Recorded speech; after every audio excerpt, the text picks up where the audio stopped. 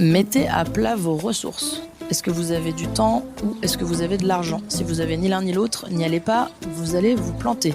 Sachez où sont vos forces, vos faiblesses et faites-vous accompagner en conséquence. Ça commence vraiment par ça. Bienvenue dans Oberkaï, le podcast qui te fait découvrir des solutions concrètes et éthiques pour améliorer ton habitat. Je m'appelle Caroline et à travers chaque épisode, je donne la parole à un acteur de l'habitat éthique. Comme toi, je me pose de nombreuses questions sur la rénovation et la construction de mon futur chez moi. Alors ensemble, partons à la recherche de solutions adaptées à chacun d'entre nous et cela commence dès maintenant. Aujourd'hui, j'ai le plaisir de recevoir Delphine Rousseau. Bonjour Delphine. Bonjour. Alors Delphine, tu es ingénieure et architecte spécialisée dans l'éco-construction. Tu es également une membre active du réseau TUISA qui promeut les chantiers participatifs écologiques et REVA, réseau d'éco-construction en Vallée de l'Aude, qui met en relation des entreprises et organisations œuvrant dans la rénovation et la construction écologique. Diplômée en 2013, tu fais partie de la première promotion de BIM Manager en Europe, où tu étais responsable de la construction numérique du bâtiment. Pendant 7 ans, tu as travaillé pour une société d'ingénierie participant à des projets majeurs comme l'aéroport de Lisbonne, Lyon-Pardieu, le contournement ouest Strasbourg et l'aéroport de Genève. Et comme beaucoup, le Covid t'a conduit à une profonde remise en question. Lassé de voir tes conseils sur la gestion écologique et sociale ignorés, tu as décidé de revenir à tes valeurs fondamentales, prendre soin des gens et de la planète. Aujourd'hui, tu accompagnes les porteurs de projets écologiques dans leur parcours. Est-ce que c'est tout bon? C'est tout bon. C'est super. Je dois dire que j'ai fait un double cursus en ingénierie et architecture, mais je n'ai qu'une licence d'architecture. J'ai pas fini. Je n'ai pas ma habilitation à signer les plans en mon nom propre. Okay. Et aujourd'hui, je consacre mon temps à la construction de ma maison en ossature bois et en bottes de paille. Et je donne mon temps pour des associations pour faire connaître la construction écologique. Et j'accompagne des porteurs de projets de manière informelle et plutôt dans une logique de troc puisque je n'ai pas monté ma structure pour l'instant. Merci pour cette précision. Comme ça, au moins, tout est clair. Merci beaucoup, Delphine. Et du coup, le sujet d'aujourd'hui, ça porte sur les acteurs à contacter et par quoi commencer lorsqu'on se lance dans l'éco-construction. Est-ce que t'es chaud pour faire cet épisode? C'est parti. Très, très chaud. C'est parti. Et du coup, c'est toi qui commence, puisqu'on commence avec notre brise-glace, 2 affirmations, une vraie, une fausse. À toi de me piéger sur ce petit jeu. Alors, Caroline, j'imagine que tu as vu le film de l'âge de glace. Donc c'était la dernière ère glaciaire, il y a 20 000 ans. Et donc, mon affirmation est la différence de température climatique entre il y a 20 000 ans, l'âge de glace, 40 mètres de glace sur New York, et aujourd'hui, avant l'ère industrielle, est de moins 15 degrés. Ok. Ma deuxième affirmation, c'est en 2050, nous devrons tous et toutes avoir baissé notre empreinte carbone. Elle doit être divisée par 5. Voilà mes 2 affirmations. C'est bien, c'est smart d'aller sur les chiffres. Tac, je réfléchis, mais je dirais que la deuxième est vraie, qu'en 2050, il faut qu'on divise par 5 si on veut vraiment s'en sortir. Je sais pas pourquoi j'ai envie de dire ça, c'est vrai. Donc, je tente un peu ma chance parce que là-dessus, j'ai pas tous les chiffres. Eh bien, tu as raison. La Yeah. vraie, c'est la deuxième affirmation, exactement. Je vais commencer par expliquer la première. Vas-y. Donc, il y a 20 000 ans, c'était notre dernière ère glaciaire. Et la différence de température entre il y a 20 000 ans et 1850 avant l'ère industrielle, elle est seulement de 5 degrés. Ok. Donc, avec 5 degrés de réchauffement climatique, en 20 000 ans, on est passé de l'âge de glace à le climat tel qu'on le connaît il y a 150 ans. Et en 2 siècles, du coup, les scénarios au pluriel du GIEC nous proposent le plus optimiste de monter de 1,5 degré et le plus pessimiste quasiment 6 degrés. Donc, à l'école, on a tous appris ce qu'était 1 kilo et 1 centimètre. On n'a pas trop appris ce qu'était 1 degré de réchauffement climatique et 1 Exactement. kilo de carbone. Donc, je voulais commencer l'épisode par ça. Voilà un peu ce qui donne une échelle de réchauffement climatique. On s'apprête, si on ne change rien, à faire en 2 siècles ce que la planète a fait en 20 000 ans.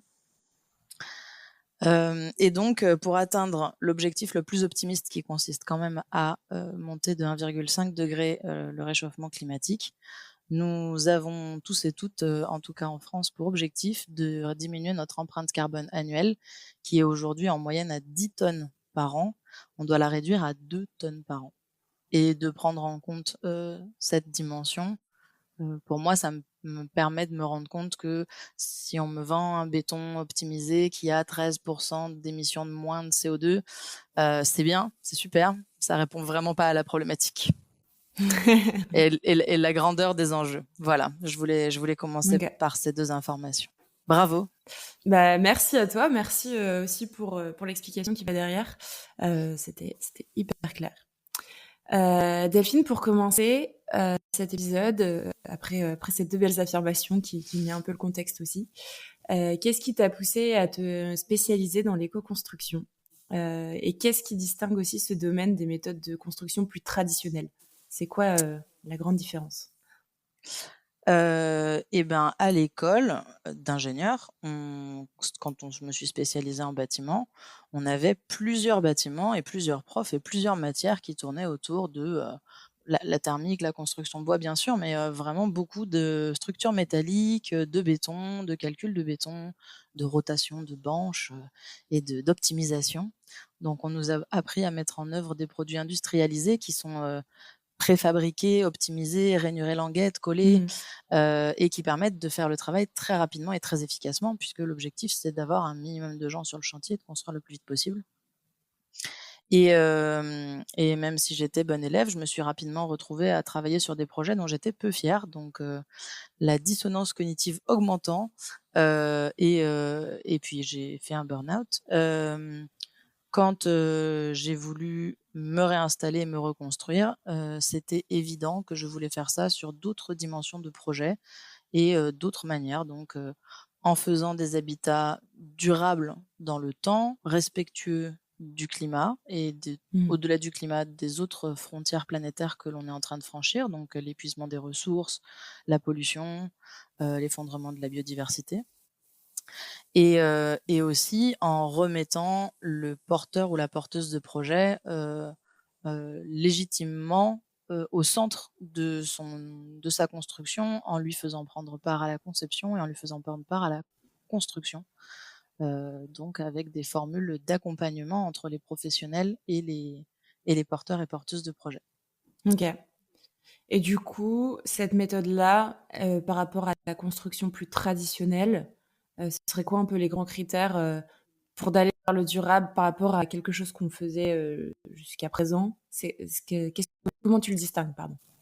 Et ben, habituellement, on a l'impression d'avoir aucun pouvoir sur, tout le bilan carbone et les émissions liées au bâtiment parce qu'on a l'impression que c'est vraiment un travail, de professionnel qui ne nous concerne pas et sur lequel on ne nous pose pas de Mmh. questions. Quand on est locataire toute sa vie ou qu'on démarre sa vie, on est quand même souvent locataire d'un petit appartement.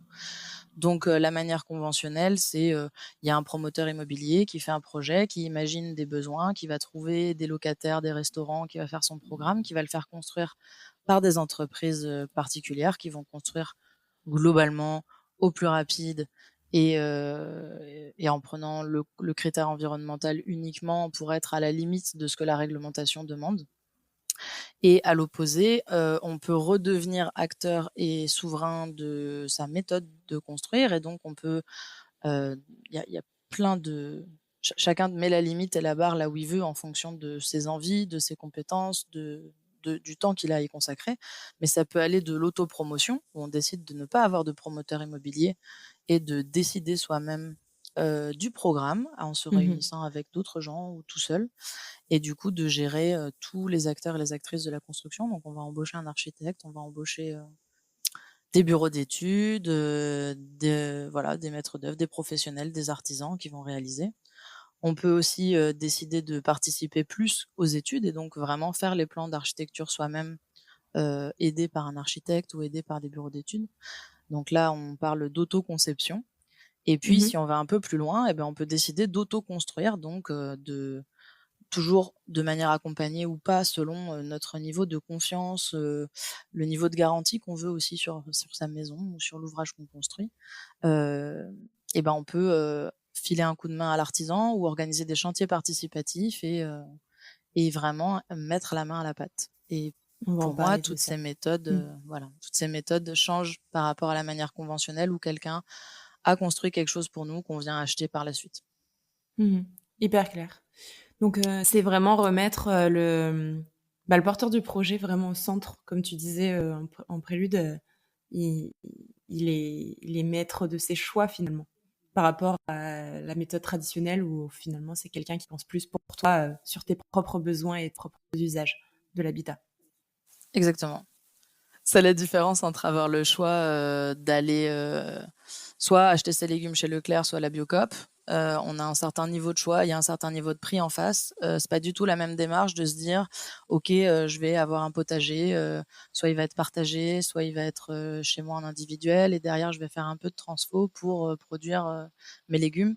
Il y a la même démarche, qui est possible, dans la construction, de son habitat et Mmh. des lieux autour de soi. Complètement.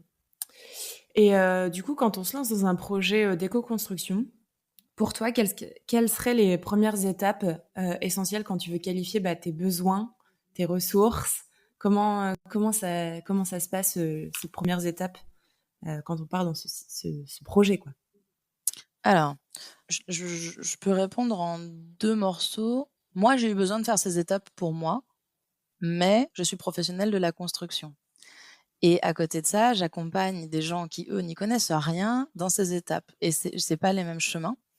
Donc je propose de raconter un peu mon histoire à moi. Moi, techniquement, je connais toute la théorie du bâtiment, de comment il fonctionne, tout ça. Par contre, je sais rien faire. Et à travers mes études, les gens qui construisaient en bois et en paille, c'était quand même très marginal. On n'a jamais étudié ça, on savait que c'était un peu en dehors du cadre, c'était pas clair, on nous a un peu fait peur. Mmh. Donc moi, ma démarche personnelle pour me lancer là-dedans, ça a été de commencer par rejoindre des associations locales qui travaillent à la construction écologique et de faire des visites de chantier avec eux et de rencontrer les gens qui présentent leur maison, leurs projets, leur poser plein de questions sur, combien de temps ça leur a pris? Où est-ce qu'ils se sont fournis les matériaux? Comment ils ont appris? Est-ce qu'ils se sont fait accompagner par des professionnels? Et je leur posais aussi des questions très humaines. Heu, Comment va ton couple? Quand est la dernière fois que tu es allé au sport? Et Non, mais c'est parce que important, tu c'est raison. très important, quand on démarre un chantier aussi de se laisser de l'espace pour sa vie personnelle. Donc des visites de chantier. Après, j'ai fait des chantiers participatifs pour aller mettre en œuvre des techniques qui me semblaient intéressantes et pertinentes pour mon projet. Ça m'a permis de me rendre compte, de ce que je pouvais faire et de ce que j'avais envie de faire. C'est-à-dire qu'au-delà des enjeux de climat ou de matériaux locaux, il y a aussi, moi, par exemple, j'aime pas faire des trucs mouillés, donc j'avais pas du tout envie de faire des enduits à la chaux. Je trouve ça très désagréable. À l'inverse, je prends beaucoup de plaisir à travailler le bois, donc j'ai choisi de faire un bardage en bois brûlé pour ma maison. Et ça, c'est vraiment en allant sur le terrain et en me disant: «Est-ce que j'ai envie de faire ça pendant 3 mois?» Que j'ai aussi trouvé des réponses. Mmh. Hem Et une fois que j'avais fait ça je me suis entourée de professionnels. Alors d'abord pour la conception, architecte, bureau d'études structure, le bureau d'études géotechniques qui est venu, faire les sondages sur le terrain et cetera. Pour, les projets que j'accompagne, on suit à peu près le même format, mais je fournis déjà une grande dose de conseils dès le début. C'est-à-dire que dès le début, on va prendre le temps ensemble d'évaluer, est-ce que vous avez plutôt de l'argent, du temps, du terrain, vous avez hérité de bâtiments, vous êtes responsable de bâtiments qui sont, voilà, en mauvais état ou que vous souhaitez restaurer. Déjà, on fait un point et un grand tour de table de clarification de quelles sont vos ressources. C'est Mmh. pas du tout la même chose d'aller construire, ou aller rénover une maison dans une région dans laquelle on est implanté, on a toute sa famille et ses amis autour de soi, on connaît beaucoup de gens et d'aller s'implanter dans une nouvelle région où on connaît personne.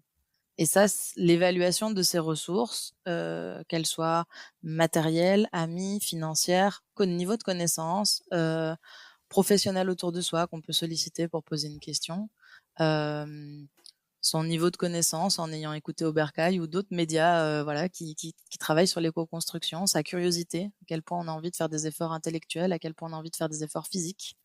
Tout ça, c'est une vision qu'il faut être, voilà, qui doit être claire avant le début du projet. Comment tu conseilles ces personnes-là, justement, est-ce que c'est de faire un listing de toutes ces ressources que tu as citées? Et je pense que ouais, tu as été assez exhaustive sur tous les plans, que ce soit financier, personne, enfin intellectuel aussi. Enfin, j'en ai peut-être oublié d'ailleurs dans tout ce que tu as cité. Est-ce que tu leur conseilles, je sais pas, de lister, de faire un petit tableau et de dire voilà, j'ai ma famille à côté, j'ai mes amis à côté, quelle personne serait enclin à m'aider, financièrement, jusqu'où je peux aller? Combien de temps j'ai à accorder ce projet-là? T'as des petits conseils là-dessus ou pas spécialement? Euh, Chacun a sa propre. La manière dont je commence, c'est déjà de prévenir que si on doit parler d'un projet de construction, on va forcément parler de leur intimité. Enfin, il y a un respect et une confiance qui doit un peu se mettre en place parce qu'en fait, je vais tout savoir sur leur emprunt, leur héritage, leur manière de vivre. Est-ce qu'ils se lèvent tôt le matin? Est-ce qu'ils se lèvent tard le matin? Combien de toilettes ils veulent parce que combien de personnes mettent beaucoup de temps aux toilettes? Enfin, c'est très intime de faire le projet d'habitat avec quelqu'un. Et moi, j'utilise un outil qui est le cercle holistique. Alors, moi, je l'avais appris en permaculture. Quand on a un projet de permaculture, on met ses forces, ses faiblesses avec le type de sol qu'on a, le type d'arbre qu'on a, la biodiversité qu'on a, est-ce qu'on a un cours d'eau. Et donc, en fait, je réutilise ce cercle que j'ai complètement remis à la sauce construction. Et donc, j'invite les gens sur ce cercle où chaque pétale représente voilà, un des critères dont on vient de parler, à se positionner. Et en fait, souvent, il y a plusieurs étapes. Ils disent, bon, là, ça, c'est les finances que j'ai aujourd'hui. Ça, c'est l'argent que je peux débloquer si éventuellement je revends ça. Ça, c'est l'argent si je débloque le prêt à T0, etc. Donc, en fait, et ça permet de voir vraiment sur un seul dessin l'ensemble des ressources qu'on a, les points faibles qu'on a, et d'être au clair dès le début sur là où il va falloir apporter soit de la connaissance, soit du financement, soit du temps, soit de l'aide physique. Voilà comment je fais pour clarifier cette préparation qui est indispensable. C'est déjà de savoir qui vous êtes, d'où vous partez et quel projet vous voulez. Complètement. Ouais, c'est d'avoir cette grande vision de sa vie finalement et sur ce projet, quoi. Parce que c'est quand même un vrai projet de vie, je pense, l'habitat. Tu mentionnais juste avant tes interventions et les visites écologiques que tu as pu faire. Je crois que du coup, c'était avec Tuisa, si je me trompe pas, principalement. Alors, les visites, moi j'habite entre l'Aude et l'Ariège, donc tout dans le sud de la France. Et on a la chance d'avoir deux associations locales. Donc, il y a Écorce en Ariège, qui est en train d'ouvrir un écocentre et qui est une source de ressources géniales de formation. Ils font des entretiens gratuits, personnalisés, pour aller parler de nos projets, de vos projets. Génial. Ouais. Et Reva, qui est surtout un annuaire de professionnels dans la vallée de l'Aude. Et donc, je me suis beaucoup appuyée sur ces associations qui sont locales pour faire des visites. Et après, de manière plus nationale, je suis passée avec Twiza pour aller faire des chantiers participatifs parce que Twiza présente l'avantage d'assurer contre les accidents les bénévoles et les porteurs de projets. Donc, c'était un cadre plus sécurisant pour moi qui n'avait pas le droit de me faire mal avant de commencer à construire ma maison. C'est voilà. Une belle chose. Est-ce que du coup, pour ces deux aspects, donc peut-être les visites écologiques et après on partira et on parlera un petit peu des chantiers participatifs, tu peux nous expliquer un peu le concept, pourquoi tu l'as un petit peu évoqué, pourquoi c'est hyper intéressant pour bien démarrer le projet, mais pour que nos auditeurs puissent se dire est-ce que moi je peux le faire aussi et dans quel cadre? Le cadre est hyper simple, souvent. Hein, c'est quand même une assoce qui trouve des gens qui sont d'accord de faire visiter leur maison ou leur chantier. Ce sont des chantiers écologiques qui ont fait des compromis. Donc, on va voir des trucs, des fois, on se dit waouh, c'est bien, j'ai pas du tout envie de faire ça. Et des fois, on voit des trucs où on se dit waouh, je me sens tellement bien dans cet endroit. La charpente est incroyable, c'est vraiment très réussi. J'aime l'orientation, la vue est dingue, ça me redonne de l'énergie, ça me redonne du courage dans mon projet. Ce que moi j'attends des visites, et c'est aussi de récupérer les chiffres. À chaque fois que j'ai fait une visite, les gens avaient leur carnet de comptabilité ouvert et donc partagent complètement publiquement combien ont coûté tous les lots. Donc combien a coûté la charpente, combien ont coûté les fondations.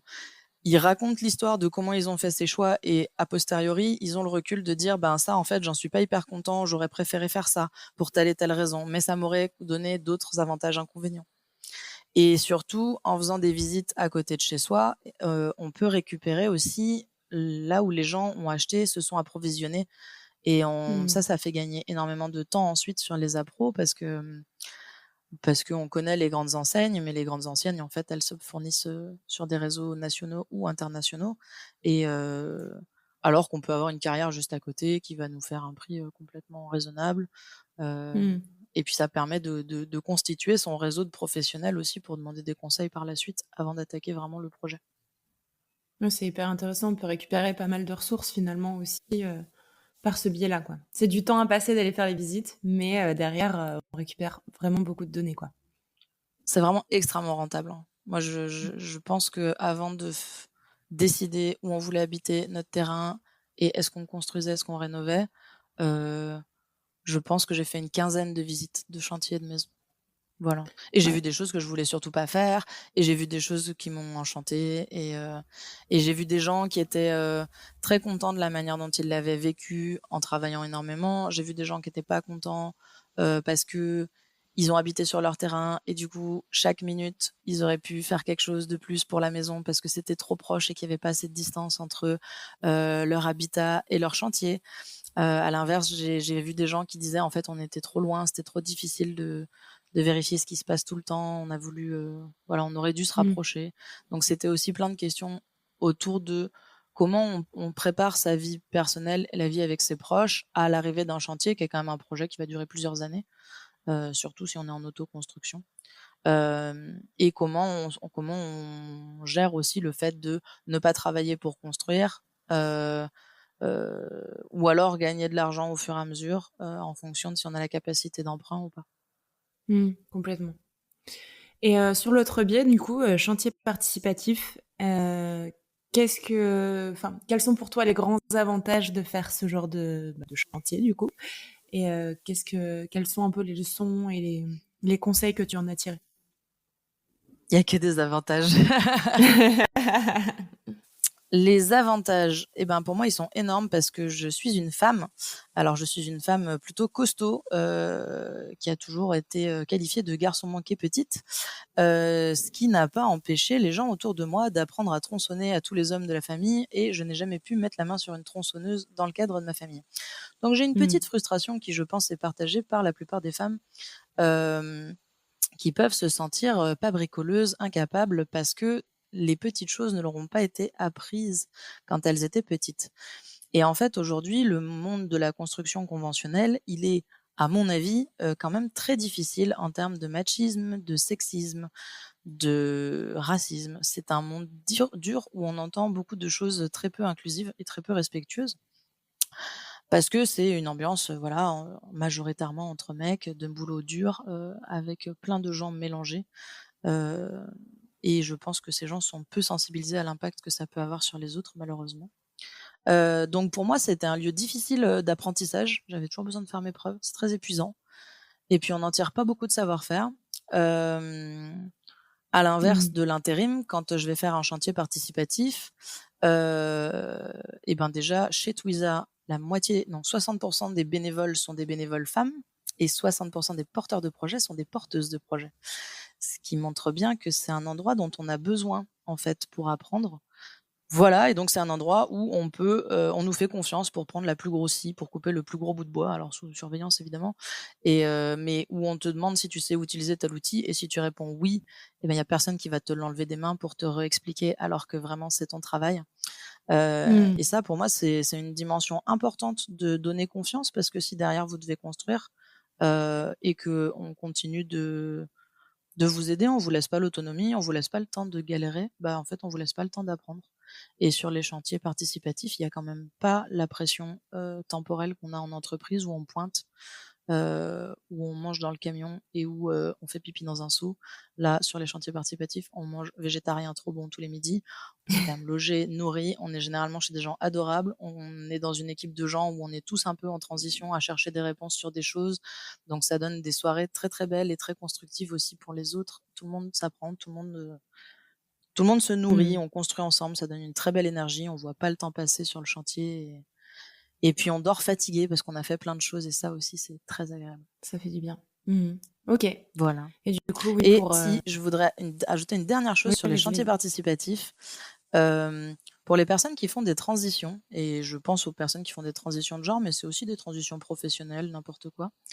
Ces gens-là ont à un moment de leur vie besoin de s'éloigner de leurs amis et de leurs proches pour tester, leur nouveau genre, leur nouveau prénom, leur nouvelle histoire et c'est souvent des gens qui sont jeunes, donc ils n'ont pas d'argent, et du coup, ils font beaucoup de woofing et de chantiers participatifs pour cette transition et donc en fait, les chantiers participatifs, autant que le woofing, sont des lieux importants dans la transition de vie de certaines personnes qui vont, voilà, sortir, se mettre à l'écart, ne pas perdre d'argent et en même temps apprendre des choses et se chercher Mmh. et dans ce cadre-là, l'inclusion est vraiment très importante, je pense et ça en fait des lieux d'autant plus intéressants et importants. Voilà. Mmh. Sur la diversité et sur, bah, l'enrichissement que les autres peuvent s'apporter, quoi. Tout à fait, Pas que sur le plan finalement chantier, mais sur le plan aussi personnel, de découvrabilité de sa personne, je pense peut-être. c'est ça. Trop bien. Bah, merci beaucoup pour ça. On va partir peut-être un peu sur tout ce qui est étape, de la conception jusqu'à la fabrication et suivi de chantier. Comment ça se passe? Alors tu nous as dit que c'était bien de s'entourer, de professionnels comme, bah, des architectes, des maîtres d'œuvre et cetera. Est-ce que tu peux nous donner un petit peu, le rôle de l'accompagnateur et de conseil selon les différentes étapes, conception, fabrication et peut-être, suivi de chantier? C'est une grosse question. Ouais, c'est une grosse question, mais le déroulé est important et il est souvent flou. Souvent, on a des porteurs de projets qui vont chercher des artisans, alors qu'ils savent pas comment ils veulent organiser l'espace, ni combien de chambres ils veulent. Et c'est pas du tout le bon move. Alors il y a des artisans qui sont adorables et qui ont plein de techniques et qui vont être à l'écoute et qui vont vous faire des plans. Mais globalement, un artisan, c'est une personne qui est spécialisée dans la mise en œuvre d'une technique particulière. Et Mmh. donc, avant de vous poser la question en fait, vous, en tant que porteur de projet, vous devez faire des choix et vous devez d'abord vous demander quelle technique vous voulez mettre en œuvre pour aller contacter l'artisan qui convient. Donc, le déroulé normal, idéal, il commence déjà avant d'avoir choisi le terrain ou la maison à rénover. Moi, je vous conseille déjà de commencer par vous intéresser à ce qui est la conception bioclimatique, parce que ça va conditionner l'achat d'un terrain. Clairement, si on essaye de vous vendre un terrain, versant nord, orienté nord, au milieu de grands sapins, vous n'allez avoir aucune lumière directe qui va rentrer dans votre maison et vous n'allez pas pouvoir construire une maison qui sera, économe en énergie. Parce que le Mmh. but, c'est de se chauffer avec le soleil et de se rafraîchir avec l'ombre et l'inertie qu'on a à l'intérieur de sa maison. Donc la première étape pour moi, c'est, peut-être de faire une fresque de la construction pour se rendre compte de quels sont les matériaux les plus polluants, quelles sont les cibles et les choses à éviter, la et de comprendre les grandes lignes de la conception bioclimatique. Une fois que vous aurez compris les grandes lignes de la conception bioclimatique, quand vous ferez une visite d'un bâtiment pour l'acheter, eh ben, vous pourrez dire: «Ah tiens, toutes les grandes vitres sont façade nord et façade sud, voilà et façade nord, je donne sur la rue, donc je ne pourrais pas faire une isolation thermique par l'extérieur puisque je ne pourrais pas empiéter sur l'espace public. Hem, Tiens, j'ai une toiture en 5 pentes. Ça va être compliqué de faire toutes les petites isolations et de pas avoir de pont thermique et donc en fait, ça va vous permettre d'anticiper plein de galères ou alors je n'ai aucune place pour mettre un panneau photovoltaïque ou un panneau, solaire thermique parce que tout est orienté nord ou ouest ou j'ai aucun pan sud. Voilà, l'idée, c'est de toujours se rapprocher le plus possible de la maison bioclimatique idéale. Mmh. Donc ça, c'est une première étape. Ensuite, vous achetez votre terrain, vous avez votre logement en rénovation. Félicitations, vous avez signé. Oui. Hem, ouh! Alors, si on parle de construction neuve, les prochaines étapes pour vous, ça va être de, faire la mise en espace de votre projet. Donc ça, généralement, on se tourne vers un architecte. Si vous êtes à moins de 150 mètres carrés construits, vous pouvez vous tourner vers d'autres professionnels qui seront sûrement ravis de faire de l'architecture. Donc vous avez des décorateurs d'intérieur qui peuvent s'autoriser à faire moins de 150 mètres carrés, ou des gens comme moi qui ont fait un petit peu d'architecture mais qui n'ont pas fini. Et qui vont, du coup, là, l'objectif, c'est vraiment de vous accompagner sur la mise en espace. Pour la rénovation, c'est la même chose. Vous allez vous faire accompagner par une personne qui sait faire de la mise en espace. Évidemment, si c'est moins de 150 mètres carrés, vous pouvez garder la main sur les plans. Si vous savez utiliser un petit logiciel de dessin 3D ou pas, vous pouvez faire vos propres plans et réfléchir à vos propres Besoin. besoins, etc. Simplement, si c'est un bâtiment existant, ce serait bien qu'il y ait un bureau d'études structure, ou que, en tout cas dans le DPE, ce soit indiqué quels sont les murs porteurs, les murs pas porteurs, qu'est-ce qui va bouger si vous enlevez quoi, parce que si vous comprenez pas quel est le fonctionnement du bâtiment actuel tel quel, est-ce qu'il a des fondations, est-ce qu'il y a des ruptures de capillarité, ou est-ce qu'il y a de l'humidité, vous ne pourrez pas faire un projet architectural dedans sans savoir quels sont les murs porteurs ou pas, et lesquels vous pourrez déplacer à quel coût ou pas. Voilà, donc là, on a atteint le moment où vous avez un plan intérieur-extérieur de votre projet. À partir de là, on va passer sur les autorisations administratives, et donc vous allez devoir faire appel à un thermicien qui va étudier, du coup, en fonction de tous les volumes que vous avez dessinés et puis de quelles ouvertures vous avez fait sur quelle façade. Voilà, vraiment en fonction juste du projet brut. On ne parle même pas encore de comment sont faits les murs. On dit que les murs, pour l'instant, c'est juste des parois. Il va pouvoir vous dire quelles sont les isolations à prévoir sur chaque face, quelles sont les caractéristiques des vitres qu'il faut pour atteindre une consommation de temps. Et aujourd'hui, la RE 2020, qui est donc nécessaire à valider avant le dépôt du permis de construire et qui doit être rendue avec la demande de permis de construire, elle vous limite sur 2 critères. Le premier, c'est combien de watts par mètre carré vous allez consommer pour vivre confortablement dans votre logement, donc pour vous chauffer l'hiver, vous rafraîchir l'été, et faire fonctionner tous les équipements de ventilation, etc. Et elle vous limite aussi sur l'empreinte carbone de la construction. Donc vous avez des kilos de carbone par mètre carré maximum et vous ne pouvez pas les dépasser. Ce qui, à mon avis, est évidemment une excellente nouvelle. Et voilà. Et cette loi, elle est en palier. Donc, si je donne les chiffres de cette année, de toute façon, ils vont être dégressifs jusqu'en 2050. Donc, vous avez votre thermicien qui est venu vous parler, et donc il vous a aussi parlé de la composition de vos parois. C'est là qu'il vous a dit, bon ben, si tu pars, moi je te conseille de faire des murs bois isolés avec 20 dedans, plus 4 derrière, plus un enduit chaud, plus voilà. Ou alors, il va vous conseiller, bah là, tu as un mur en pierre, donc moi je te conseille plutôt un enduit correcteur thermique à l'intérieur ou une isolation par l'extérieur, et puis il faudra refaire les petits bords de toiture, etc. Donc là, c'est vraiment des conseils techniques orientés sur la consommation de l'énergie grise à la construction et après la consommation d'énergie pendant la vie de l'ouvrage. Okay. Une fois que vous avez tous ces documents, vous pouvez demander les autorisations administratives, et il y a déjà eu un super épisode qui vous dit si vous devez faire une déclaration préalable ou un permis de construire. Exactement. Voilà, donc je ne rentre pas dans ces détails-là. Vous attendez un petit peu selon si vous êtes architecte bâtiment de France ou pas, si vous avez un PLU ou pas, si vous êtes au RNU ou pas, et vous allez avoir votre permis accepté normalement. Une fois que votre permis est accepté, si vous êtes en terrain nu, c'est le moment de faire les études de géotechnique. En fait, tous les sols ne sont pas pareils partout. Ils ne peuvent pas porter les choses de la même manière dans le temps. Et donc, un bureau d'études géotechniques va prendre le plan de votre maison et va venir faire des sondages aux 4 coins, si c'est carré, enfin, et puis si c'est un L, ça fera 6 coins, et va venir faire des sondages à l'endroit où il y aura les pieux ou les poteaux. Et à partir de ça, il va vous donner la résistance des couches de sol en profondeur. À chaque profondeur, il va vous dire, bah voilà, la courbe de résistance de votre sol, c'est ça. Vu que votre ouvrage, il devrait peser à peu près ça, eh ben, on pense que vous devez aller à telle profondeur. Et donc, une fois que vous avez ce document, vous devez respecter ces prescriptions. Vous avez toujours la possibilité de faire des pieux en béton ou des pieux vissés en métal ou des fondations cyclopéennes en pierre ou des pieux battus en acacia. Voilà. Ça, après, il y a plusieurs il faudra que propositions. vous choisissiez votre technique pour trouver l'entreprise qui le fait. Parce que si vous allez d'abord avoir l'entreprise, elle va vous vendre ce qu'elle sait faire, elle, évidemment. Voilà. Donc là, vous avez des pieux. On a nos fondations. Enfin, on a notre traité de fondation. On a notre géotechnique G2, on a notre étude thermique. Il faut faire les études de détail.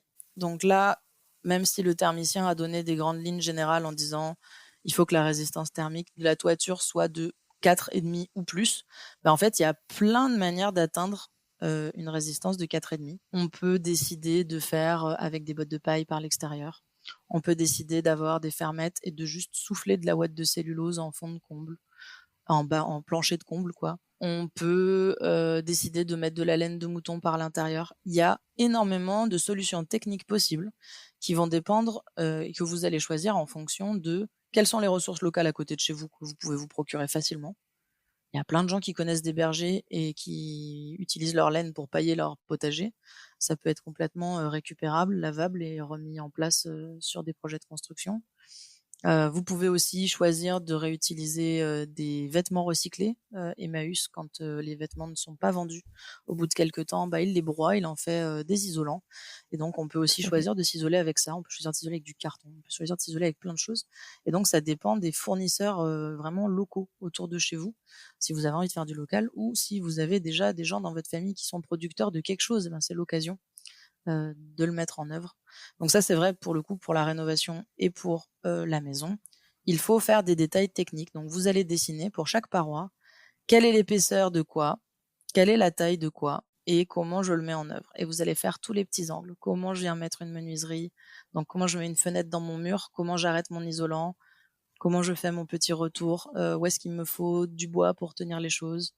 Où est-ce que voilà. Et donc tous ces petits détails techniques, il y en a plein qui sont disponibles dans les livres, mais c'est là où c'est plus sympa d'avoir un accompagnateur un peu global, spécialisé en éco-construction. Donc ça peut être le rôle de votre architecte, mais vous avez aussi des professionnels qui font de l'accompagnement à la construction écologique et qui, eux, vont pouvoir vous dire c'est bien, tu as fait une maison en bois et en paille, maintenant je vais t'expliquer comment on met une douche dedans. Voilà. Donc ça il peut reste être quand au même. détail près. Ouais, voilà. On met pas du carrelage sur du bois. Il faut une note de désolidarisation. Il y a quand même des choses à savoir. Et évidemment, la partie qui est très frustrante quand on est porteur et porteuse de projet, c'est que comme il y a plein de manières de le faire, vous allez avoir des informations très contradictoires et c'est normal parce que chacun a sa manière de faire. Elles sont pas toutes fausses. C'est juste qu'on a plein de choix. Et donc ces choix, ils vous appartiennent et il faudra avoir suffisamment de curiosité et d'endurance pour qu'on vous explique plein de manières de faire différentes et que vous vous dites pas ok, ça me perd, je panique, mais que vous vous dites si j'ai deux solutions qui me plaisent, c'est qu'il y a deux bonnes solutions, je peux en choisir une et c'est pas grave, tant que ça m'empêche pas de dormir la nuit, c'est pas grave qu'il en existe une autre, moi je vais faire celle-là avec telle personne et ce sera super. Et donc, une fois que vous avez vos détails techniques, en fait, vous savez comment vous allez construire la maison. Là, on en est là. Le bureau d'études structure vous a donné la dimension des éléments les plus importants. Le bureau d'études thermique a validé toute la composition de vos parois. Vous avez vérifié que vous pouvez tout acheter en local à peu près, que ça convient à votre budget et à votre éthique et vos valeurs. C'est voilà vos efforts pour avoir le bilan carbone le plus bas possible et la maison la plus efficiente possible une fois que vous habiterez dedans. Une fois que vous avez fait ça, on passe à la recherche des artisans. Et là, vous avez un épisode super aussi sur comment je contacte un artisan et comment je fais confiance à mes artisans. Offrez un café aux artisans. Ouais, exactement. Les artisans sont des gens qui sont très déjà sollicités. Globalement, ils attendent pas votre projet, ils en ont plein. On manque d'artisans spécialisés dans la construction écologique et on a plein d'artisans de la construction écologique qui sont frustrés de faire des projets conventionnels. Donc, voilà, sollicitez-les quand vous savez ce que vous voulez faire. Sollicitez-les en venant avec des dessins et des plans et des quantités. Ça leur évitera de les recalculer, ça leur fera plaisir. Ils se sentiront en sécurité avec quelqu'un d'organisé, qui sait ce qu'il fait, qui sait où il va. Et surtout, voyez si le contact passe bien. Voyez si on vous respecte quand on vous parle. Voyez si on vous répond dans des temps raisonnables, que vous jugez raisonnables. Voyez si dans les échanges, vous êtes écouté. Et si tout ça se passe bien, vous pouvez vous mettre d'accord sur la prestation. Et la prestation, vous avez le choix, soit de tout faire par l'artisan. Et donc, c'est lui qui va approvisionner les matériaux, mettre en œuvre, etc. Soit vous pouvez avoir, et là, ça se passe au risque de l'artisan, mais aujourd'hui, ça se fait de plus en plus. Vous pouvez faire un peu d'auto-construction. Et donc, vous pouvez choisir de faire les appros par vous-même et demander à l'artisan de travailler avec la matière du champ d'à côté pour, je sais pas, mettre de la balle de paille, qui est un déchet de l'agriculture aujourd'hui, entre vos lambourdes pour rajouter de l'isolation phonique entre votre chambre et votre salon, par exemple. Mmh. Vous pouvez avoir des fenêtres en réemploi et lui demander de poser les fenêtres en réemploi que vous avez trouvées ou de faire la taille des murs à la taille des fenêtres en réemploi que vous avez déjà sur site. Vous pouvez demander à participer aux travaux. Alors il vous dira, selon si c'est un charpentier, il va quand même être là tout le temps et il va pas vous laisser faire les assemblages les plus compliqués. Par contre, il a besoin d'aide pour porter le bois, faire des découpes, etc. Et ça, en vous apprenant, en fait, vous pouvez réduire votre facture et lui, il peut gagner du temps et aller faire d'autres chantiers et des choses plus intéressantes. Et vous pouvez aussi lui demander, s'il le sait, à organiser un chantier participatif où là, du coup, vous êtes en charge de gérer les bénévoles, les nourrir, les loger, vérifier que tout le monde va bien, fournir leur matériel de protection individuelle, etc. Et où l'artisan, lui, il est plus en charge de former tout le monde pendant une demi-journée ou deux jours selon la complexité. Et là, généralement, si c'est des tâches simples, comme par exemple mettre des bottes de paille, il peut partir du chantier, revenir à la fin que tout a été fait correctement, puis demander les 3 corrections qui manquent. Ou voilà. Mmh. Donc selon la technicité aussi du lot dont on parle, il peut y avoir différents scénarios qui peuvent faire baisser la facture si vous avez envie de faire ces lots-là.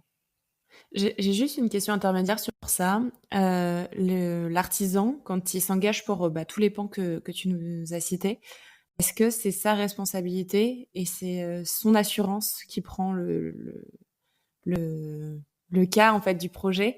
C'est-à-dire, est-ce qu'il y a la décennale derrière, etc. Tout à fait. Si vous prenez un artisan pour faire la mise en place d'ossature et de bottes de paille à l'intérieur d'une charpente en bois, par exemple, il est responsable de tout cet ouvrage, pas les autres. Il est responsable aussi des interfaces avec les autres entreprises. Et donc, la décennale est engagée en termes de qualité sur tout ça. Si il vous fait un accompagnement, en fait, dans la loi, un accompagnement, ça n'existe pas. Donc, en fait, concrètement, il est en risque sur tout. Donc, vous allez avoir des artisans qui peuvent ne pas vous sentir et choisir de ne pas le faire avec vous parce qu'ils n'ont pas confiance, parce qu'en fait, eux, même si vous C'est leur participez à la responsabilité. construction, c'est leur responsabilité d'avoir tout vérifié. Et voilà. Et aujourd'hui, pour information, on va dire l'ADEME et les autres organismes gouvernementaux autour de la construction ont conscience du problème de manque de main-d'œuvre dans la construction écologique particulièrement et de manque de main-d'œuvre dans la construction tout court. Et du coup, savent qu'il y a beaucoup d'autoconstructions qui sont faites sans pro, parce que les pros veulent pas venir, sinon ils se rendent responsables. Et du coup, sont en train de travailler à des nouvelles formes de contrats qui sécurisent à la fois l'artisan et qui sécurisent le porteur et la porteuse de projet pour sécuriser tout le monde et que les limites de Pour prestation de équilibrer la chacun soient claires. responsabilité.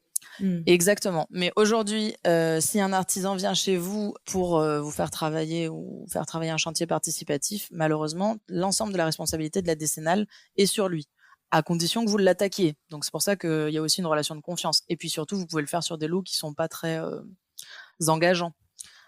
Typiquement, la charpente, le charpentier ou la charpentière va se rendre responsable, mais en fait, elle va pas quitter le chantier, elle va tout vérifier. À l'inverse, si vous prenez quelqu'un pour vous montrer comment faire des enduits terre, il va peut-être vous prêter le matériel, vérifier les quantités d'appro, faire les premiers avec vous. Par contre, si vous avez un défaut sur un enduit terre, a priori, ça a quand même aucune conséquence. Vous remouillez, vous refaites la passe et c'est fini. Et on n'en parle plus. Donc en fait, il y a des lots qui sont aussi beaucoup moins risqués Oui, tout pour à les fait. artisans. Tout à Voilà. fait. Ok. Donc on était à l'étape fabrication, enfin mise en œuvre du coup avec les artisans. Est-ce que Oui. si on va jusqu'au suivi de chantier du coup et pour le reste, qu'est-ce que tu conseilles d'autre? De bien garder la notice d'utilisation de sa maison. Typiquement, vous allez avoir à mettre en place une ventilation. Ça, il y a des chances que ce soit quelqu'un qui vienne et qui le fasse, qu'elle soit simple flux ou double flux.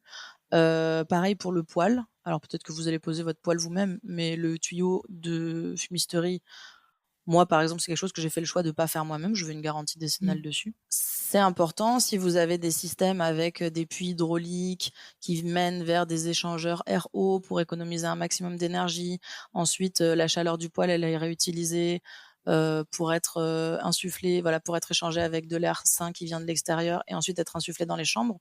Ça peut être des systèmes qui sont un peu atypiques parce qu'en fait, dans le commerce et chez les promoteurs immobiliers, on a tendance à mettre en place des grosses boîtes opaques, fermées, et donc il faut faire venir un professionnel systématiquement dès qu'il y a un problème, parce que personne ne comprend rien à la boîte, c'est une boîte noire. Chez vous, vous allez choisir les équipements, donc vous avez cette compréhension et ce pouvoir de réparer, de changer une pièce, voilà, vous gagnez en autonomie. Pour moi, c'est important, dans l'éventualité de revendre ou dans l'éventualité de transmettre, de garder les notices de chaque élément de ce réseau, de ce système technique, et de garder la trace de comment vous l'avez conçu, comment vous l'avez dimensionné, pour que si un jour vous avez besoin de remplacer une pièce, vous connaissiez la puissance de l'élément, ou vous connaissiez, je sais pas, le taux de conversion, le ratio de rentabilité de l'échangeur RR ou de l'échangeur RO que vous avez choisi de mettre à cet endroit-là dans votre circuit. Et ça, pour moi, c'est le travail préparatoire de la suite de la vie du bâtiment. Ok. Pareil pour les notices d'entretien. On vous a vendu du bardage qu'il faut l'azurer tous les 7 ans. Bon, bah, faut bien l'écrire quelque part. Et du coup, faites-vous un carnet d'entretien de votre maison, en fait. Ok, hyper clair. Voilà. Tu vois autre chose qu'on n'aurait pas évoqué par rapport à ces étapes? Oui, faites-les visiter. Proposez des visites avant que tout soit fermé. C'est la dernière étape. Faites-les visiter. Oui, c'est ça. Mais c'est pas la dernière étape, en fait, parce que c'est chouette de visiter avant que ce soit tout fermé aussi. Voilà. Mais ça, c'est du partage. Ça, c'est du partage de connaissances et de la mise en réseau. Trouver des gens qui ont les mêmes projets autour de chez vous pour se soutenir. De la même manière que 3 jeunes parents ont plein de choses à se raconter, 3 personnes qui en sont en train de construire leur maison ont énormément de choses à se raconter aussi. Restez en réseau avec des gens qui font la même chose que vous. Ne vous isolez pas. Transmettez. Voilà. Sur le sujet au global, est-ce que tu vois quelque chose que j'ai pu oublier de te demander, Delphine, et que tu aimerais partager avant qu'on passe à une phase un peu plus actionnable de ce podcast? Oui, je suis animatrice de la fresque de la construction, et ça donne plein. Donc c'est un jeu collaboratif où pendant 3 heures on s'amuse, mais on regarde en face les chiffres de la construction tels qu'ils sont en France aujourd'hui. Donc voilà, la consommation, la pollution plastique, etc. Et ça fait vraiment se réinterroger sur en quoi moi, petit particulier, je suis responsable des gens qui construisent des cinémas, des routes et tout ça, pour moi. Et il y avait quelques éléments que je voulais partager, parce qu'ils sont généralement assez surprenants, même pour les gens qui écoutent déjà, qui tendent une oreille vers l'écologie. Par exemple, si votre besoin dans la vie, c'est d'être en ville 3 fois par semaine, sachez qu'il vaut mieux habiter dans une passoire thermique en ville que dans une maison à énergie positive à 30 km de là, même si c'est le rêve de tout le monde. Parce qu'en fait, habiter, ça vient de habitude. Et autant on transforme l'endroit en vivant dedans, autant l'endroit nous transforme. Et si le rêve de vivre à la campagne avec un potager correspond pas du tout avec vos aspirations personnelles, de vie, c'est vraiment important de s'interroger avant de se lancer dans tout ça. J'avais une deuxième chose, ça concerne la rénovation. Depuis le début, j'ai parlé de éco-construire, éco-rénover à égalité. En réalité, si vous vous souciez du climat, il est urgent de éco-rénover. Pour plusieurs raisons. La première, c'est que quand on rénove, toute la structure, a priori, on la casse pas, on fait avec. Et les isolants, c'est ce qu'il y a de plus léger. Donc en fait, ce qu'on va rajouter autour, c'est ce qu'il y a de plus léger. Et si on compte en poids, une rénovation, elle économise 80 à 90% des matériaux. Et en fait, le poids des matériaux, c'est directement proportionnel au bilan carbone des matériaux. Donc en faisant une rénovation, vous allez utiliser moins de matériaux et utiliser plus de main-d'œuvre. Donc socialement, c'est aussi plus intéressant pour les artisans, parce que ça fait plus de temps de travail et d'argent qui vont à des gens plutôt que d'argent qui vont à des produits préfabriqués, etc. Voilà. Et puis il y a une question que j'aime bien, c'est moi j'habite dans le sud de la France. Est-ce que ça vaut le coup de faire venir une fenêtre, alors une belle porte-fenêtre, ok, une belle porte-fenêtre en réemploi depuis Lille? Et là, vous allez dire, oh mon Dieu, non, il faut consommer local. D'accord, mais en fait, si mon alternative, c'est d'en acheter une, ma fenêtre que j'achète, elle est pas locale. Le verre, il a pas été fait ici. Et même si le bois autour, je le fais faire par un menuisier, et en fait, il vaut mieux sauver un objet, quitte à le promener, que de reconstruire un objet à neuf. Donc, j'avais très envie de parler de réemploi, L'avantage des projets où vous avez plus de temps que d'argent, c'est que vous avez le temps du réemploi. Vous avez le temps de chiner et ça, c'est extrêmement vertueux pour l'environnement. Quitte à faire un projet près à 10 centimètres, voilà. Et dernière information, si vous faites du réemploi et que vous ne trouvez pas les objets pile que vous avez déclarés sur votre permis de construire, il n'y a pas de problème. Vous pouvez, à la fin du permis de construire, faire un permis de construire rectificatif où vous allez indiquer toutes les différences avec ce que vous aviez prévu de faire. Et si c'est des petites différences, en fait, c'est OK. Voilà. Et vous allez aussi pouvoir mettre à jour vos surfaces des fois qu'en foncier, vous en deviez moins au niveau des impôts. C'est toujours plus intéressant aussi. C'est toujours voilà. Apprendre, ouais. Ok. Voilà les petites infos que je voulais passer en plus de tout ça.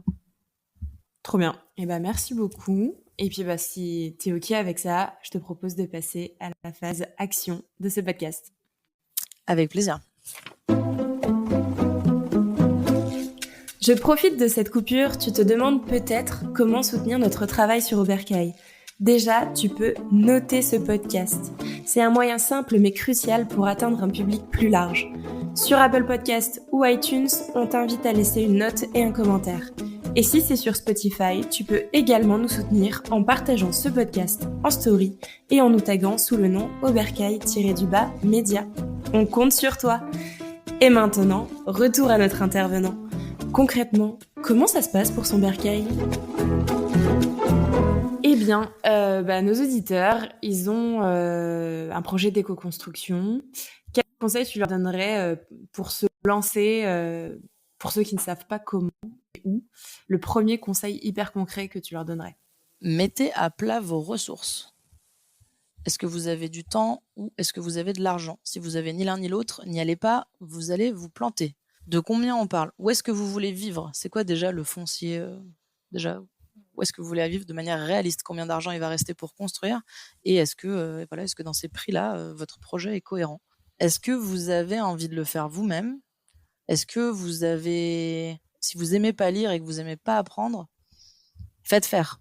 Si vous aimez lire et apprendre, intéressez-vous. Vous pourrez toujours faire le manuel plus tard, mais au moins vous pourrez faire la partie conception.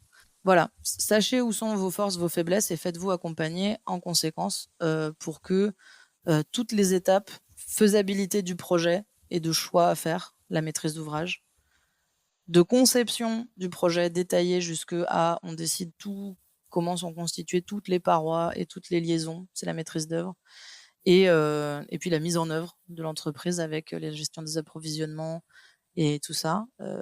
Voilà, placez-vous. Voilà, ayez conscience de qui vous êtes et de vos limites. Ça commence vraiment par ça. Ok, super clair, merci. Pour toi, du coup, question plus personnelle, c'est quoi ton bercail idéal, Delphine ? Est-ce que c'est la maison que tu es en train de construire ? Alors, non, ce n'est pas la maison que je suis en train de construire parce que je construis une maison pour mon mari et moi. Et donc, cette maison est pleine de compromis. Et c'est OK. Et ça me va. Mais mon mari est quelqu'un de très grand qui a vécu à Paris et qui a besoin d'espace. Et quand je lui ai montré la première fois les plans que j'avais faits, il m'a dit « Ah, mais alors en fait, moi, je vais pas à la campagne pour me cogner dans les murs et me cogner la tête partout. Donc, on va agrandir ça tout de suite, ce qui est pas du tout dans le sens du climat. » Non, voilà, il y a plein de choses qui sont des compromis parce qu'évidemment, là, on est dans un cadre où on décide à deux, mais des fois, on fait de l'habitat partagé ou de l'habitat participatif et on décide à plus que ça. Mon bercail idéal, ce serait cette maison, mais en plus petit et en plus rustique aussi. Je pense que donc ce serait une maison certainement sur des pieux vissés avec un plancher bois, maison en bois isolée en bottes de paille avec du sarcling. J'aimerais bien avoir un toit végétalisé parce qu'en fait c'est vraiment super pour les pollinisateurs et que ça sert pas à grand chose de cuire des matériaux pour les poser sur son toit. Le coût carbone des tuiles ne vaut pas le coup à mon avis. Et puis elle serait complètement lumineuse au sud, complètement fermée au nord et à l'ouest, et puis j'aurais ma porte d'entrée à l'est et je serais sur un petit bord de rivière. Voilà, avec un peu d'ombre, un peu d'herbe verte, et puis mes fruitiers autour. Avec des enduits terre à l'intérieur. Voilà. Moi, c'est ça un peu mon petit rêve. Dévoler. Ça donne un long chemin qui met de la distance avec la route. Et voilà. Si tu avais un mot, du coup, pour le définir, ce serait quoi ? Je crois que ce serait bucolique, mais C'est cliché. Ouais, tu peux. Je suis même pas sûre que je l'ai Ouais. déjà eu, bucolique. J'ai Bah en train ouais, d'essayer de me franchement, souvenir, mais... moi, ce serait vraiment bucolique. Ah oui, si, un autre conseil, planter les arbres avant de finir les chantiers. Enfin, planter les arbres avant de commencer le chantier. Oui, parce que Parce ça que, met du parce temps. que, parce que dans votre conception bioclimatique, vous aurez besoin des arbres à côté de chez vous pour couper le vent ou pour vous faire de l'ombre. Et vous aurez l'air bête quand votre maison, elle sera finie et que vous aurez vos arbres qui feront 10 centimètres. Alors que dans l'autre sens, ça marche beaucoup mieux. Parce que comme ça, le temps du chantier, déjà, ils peuvent commencer à prendre leurs premières années et s'enraciner. Tout Voilà. à fait. Bon conseil, bon conseil. Est-ce que tu as des ressources, Delphine, pour s'informer? Alors, il y a la fresque de la construction, qui est une très belle ressource, je pense, pour s'informer sur ça. Mais est-ce que tu aurais d'autres ressources ou d'autres choses que tu aimerais partager avec notre audience? Oui, plein. Il y a plein d'associations francophones qui regroupent des gens sachants, experts, qui luttent depuis des années pour que ces sujets ils sortent. Donc il y a OICOS qui doit être vers Lyon et qui a un podcast sur les femmes dans la construction. Ouais, pluriel. Ouais, féminin pluriel. Construction plurielle, c'est ça. Construction plurielle. Elles ont aussi tout un tas de livres et vraiment, elles ont fait un travail d'édition qui est super. Si c'est la Terre qui vous intéresse, il y a Cratère vers Grenoble, qui est un centre de formation et de recherche très important. Moi, dans le sud de la France, j'ai les associations Écorce en Ariège, REVA dans l'Aude. Il y a aussi Bâtipôle, qui est un centre de formation spécialisé dans la construction écologique. On a beaucoup de chance de les avoir à côté de chez nous. Et donc, ils ont des formations sur le bâti ancien, sur la pierre, la terre, le bois. À échelle francophone, il y a Twiza. Donc Twiza, à la base, c'était un site de rencontre entre des bénévoles et des porteurs de projets. Aujourd'hui, on a beaucoup grandi. On a un annuaire des professionnels qui, normalement, acceptent de travailler en chantier participatif et même ont l'expérience d'encadrer des chantiers participatifs. Et il y a aussi donc un annuaire des professionnels. Et maintenant, on a un réseau avec un forum. Vous pouvez poser plein de questions de technique. Il y a des gens qui vont vous répondre. On a aussi des membres actifs. C'est des gens qui sont OK d'être contactés pour trouver des artisans, pour trouver des architectes spécialisés en construction écologique à côté de chez vous. Et donc, on a un maillage sur toute la France et la Belgique. Et je crois qu'on a une personne en Suisse. Ça compte. Oui, et on fait aussi de l'achat groupé, parce que les professionnels, ils ont accès à des tarifs auxquels vous n'avez pas accès en tant que particulier. Et donc, en étant porteur de projet chez Twiza, on s'est dit qu'on achetait tous un peu les mêmes choses et qu'on passait beaucoup de temps à faire les recherches sur la même chose. Quelle est la meilleure centrale de traitement d'air double flux? Bon, c'est pas la peine de tous refaire le même annuaire plein de fois. Et du coup, maintenant, on a des groupements d'achat et on est devenu une coopérative. Dans les autres ressources, il y a le CAUE, le Centre Architecture, Urbanisme et Environnement. Ce sont des gens qui sont financés par l'État, qui existent dans chaque département, j'imagine.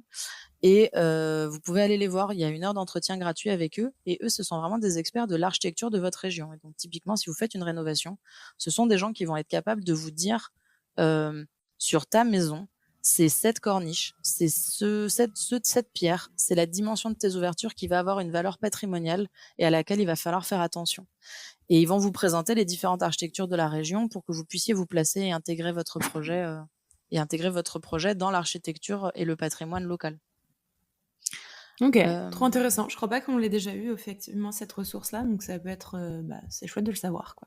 Voilà, il y a plein d'autres ressources en ligne comme les castors, les compagnons du bâtiment, les maisons paysannes de France, selon votre type de logis. Carrément. Je mettrai tout ça en descriptif. Tu vas me faire du boulot, Sophie. Désolée. J'aime bien poser cette question. Est-ce qu'il y aurait un sujet ou un invité que tu aimerais voir sur ce podcast et que tu aimerais écouter sur Oui. Ce podcast? Oui, moi j'aimerais bien entendre une personne qui travaille dans une ressourcerie liée au bâtiment. Donc les ressourceries, habituellement, on y va pour de la vaisselle et des vêtements. En fait, il y en a de plus en plus qui ouvrent une partie bâtiment et dans lesquels ils récupèrent garde-corps, portes, chaises, bois, isolants, tout ce qu'on peut ou tout ce qu'on veut. Je pense que ce serait très intéressant d'avoir leur point de vue, de savoir comment ça se passe, dans quel état ils récupèrent les choses, quelles sont les problématiques qu'ils rencontrent, comment on peut les aider, comment on peut les faire connaître leur travail. J'aimerais aussi bien je pense que ce serait intéressant de contacter des gens qui sont dans des associations qui font de la sensibilisation à la construction écologique. Pareil, pour savoir sur quel créneau ils se placent. Est-ce que, je sais pas, moi je suis prof en lycée, est-ce que ça peut être intéressant de les faire venir? Enfin, moi j'aimerais bien entendre leur point de vue aussi. Et je pense que les gens des Corses seraient très heureux d'avoir un micro.